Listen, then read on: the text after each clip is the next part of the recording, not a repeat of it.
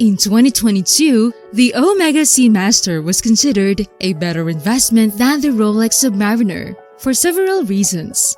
Firstly, both watches had similar capabilities, withstanding depths up to 300 meters, boasting chunky steel cases, and being made by Swiss watchmaking powerhouses.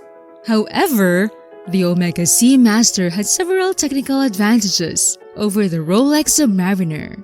It was equipped with Omega's Caliber 8800, which featured a coaxial escapement, low-friction mechanism, and anti-magnetism, all of which contributed to its reliability and accuracy. On the other hand, the Rolex Submariner was equipped with Caliber 3235, which had a 2-second per day accuracy and a 70-hour power reserve, which beat the Omega's 5-second accuracy and 55-hour power reserve. However, fast forward to the present day, and things have changed. The gap between the recommended retail price and the resale price of the Submariner has become narrow enough to tempt people's wallets out of hibernation. The previous generation Submariner in 40mm instead of 41mm is so similar to the new generation that even its own mother would have a hard time telling them apart. Furthermore, it costs roughly the same amount of money as a brand new green bezel Submariner LV. That said, the Omega Seamaster is still an equal match to the Submariner in terms of specs and is substantially cheaper, making it a more sensible investment for watch enthusiasts who are looking for value for money. In summary, while things have changed, the Omega Seamaster remains a worthy contender and a sensible choice for those looking to invest in a highly quality Swiss watch. However, it is tough to split these two apart and to decide. You must play a bit dirty. The entry-level no-date Submariner costs £7,700, rising to £8,650 with a date, and up to £9,100 with a green bezel.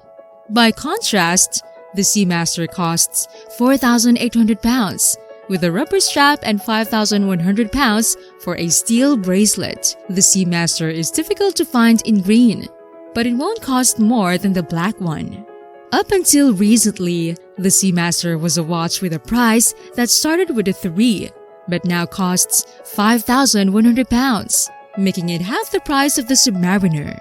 The increase in the price of the Seamaster has led to the two watches being much closer in cost than before. While the Seamaster was cheaper than the Submariner in the past, both watches are now expensive. With a gulf as vast as it has ever been, and only a string of people are queuing up on the Rolex waitlist. This makes choosing between the two watches more difficult, as they are now both significant investments. The Seamaster has come a long way since being the consolation prize in the dive watch game, selling watches up to £5,100, which makes spending on a revenge purchase a little harder to justify. This increase in price has allowed the Seamaster to compete with other luxury dive watches. In conclusion, the Rolex is not worth that much more in terms of the physical product, and you really have to like it more to justify the difference. People do like Rolex, but it kind of doesn't matter because if you try to buy one, you'll come unstuck. Therefore, we have pinned the badge on Omega for being the better watch purchase. While both watches are now expensive, the Seamaster is still substantially cheaper and offers an equal match to the Submariner in terms of specs. To justify the difference, you need to have an even stronger preferences for Rolex. It is evident that people do have a greater liking for Rolex, but the unavailability of the products has been a major hindrance. Even if the Submariner was abundantly available in the universe, Rolex would still figure out ways to make it unattainable for consumers. Now, before we continue, please give a thumbs up if you're enjoying this video so far, and stay until the end as we dive deeper into more comparisons between Omega and Rolex. In 2023, aside from the inflation that has affected the economy, there has been a significant event that has impacted the luxury watch industry. Many people may recall the cryptocurrency, Bitcoin, which experienced an extraordinary rise in value causing a frenzy of investment and speculation. However, it eventually crashed, leading to a widespread loss of investment and financial instability. This crash had a knock-on effect on the luxury goods market, particularly high-end watches like Rolex. As a result of the Bitcoin crash, the demand for Rolex watches plummeted, causing their value to decrease considerably. The journey of Bitcoin's crash is still ongoing and has led to a turning point in the luxury watch industry.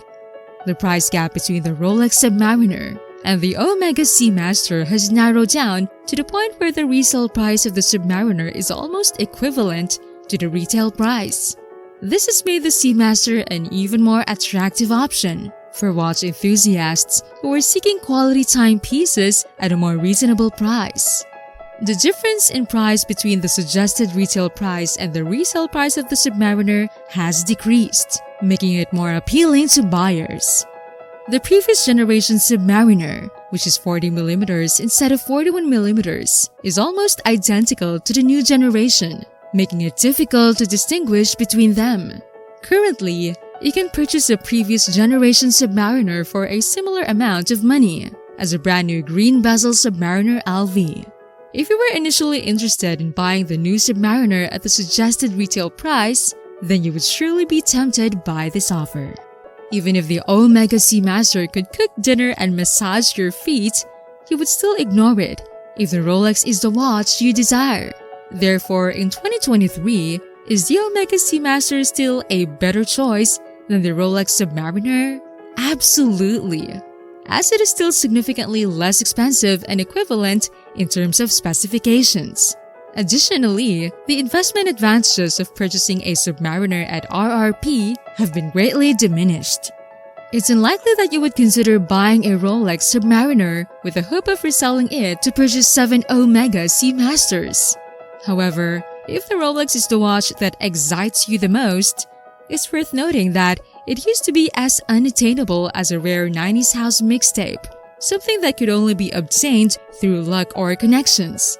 But now, the situation has changed, and it's not as difficult to acquire. There's no need to go to such extreme measures as selling internal organs. This could be the moment you've been waiting for if you've been patiently waiting to purchase a Rolex Submariner. Do you believe the Omega is still the wise decision, or has Rolex won you over again? Have you remained faithful to the Swiss brand all this time? Please share your thoughts in the comments. As we wrap up this video, we hope you enjoyed learning about the technical advantages of the Omega Seamaster over the Rolex Submariner, as well as the current state of the luxury watch market. And that's it for today.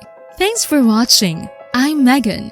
Please subscribe to our channel for more timepieces content, and like and share this video. If you're interested in diving deeper into the world of dive watches, we highly recommend watching our next video where Kevin shares his favorite dive watches that combine both function and style. So click and watch the next video here.